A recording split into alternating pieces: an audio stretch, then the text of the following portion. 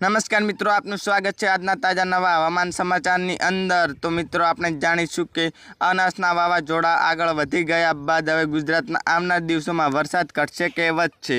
જે સિસ્ટમના કારણે કચ્છ સહિતના જિલ્લાઓમાં ભારે વરસાદ પડ્યો છે તે સિસ્ટમ હવે વાવાઝોડું અનાસ બની હતી। આ વાવાઝોડું હવે ઓમાન તરફ આગળ વધી ગયા બાદ ગુજરાતમાં આવનાર દિવસોમાં વરસાદ કેવો રહેશે એની નિર્માણતા સાથે ચર્ચા આ વિડીયોમાં કરીશું। ગુજરાતમાં છેલ્લા એક સપ્તાહથી મેઘરાજા મહેરબાન થયા છે। રાજ્યના તમામ જિલ્લાઓમાં વરસાદ વરસ્યો છે। હવે હવામાન વિભાગની નવી આગાહી કરી છે। હવામાન વિભાગે કહ્યું, કચ્છ અને સૌરાષ્ટ્ર નજીક ડીપ ડિપ્રેશન સક્રિય બન્યું છે। આગામી 6 કલાકમાં ડીપ ડિપ્રેશન વાવાઝોડામાં પરિવર્તિત થશે। હવામાન વિભાગ અનુસાર 1 સપ્ટેમ્બરથી રાજ્યમાં ફરી એક વખત વરસાદનું જોર વધશે। છેલ્લા એક સપ્તાહથી રાજ્યમાં ધોધમાર વરસાદ વરસી રહ્યો છે, ત્યારે ફરી 1 સપ્ટેમ્બરથી વધુ વરસાદ પડવાની આગાહી કરાઈ છે। તો મિત્રો, આજના માટે આટલું જ। મિત્રો, અમારી ચેનલને તમે લાઈક, શેર અને સબસ્ક્રાઇબ કરી દેજો। ધન્યવાદ।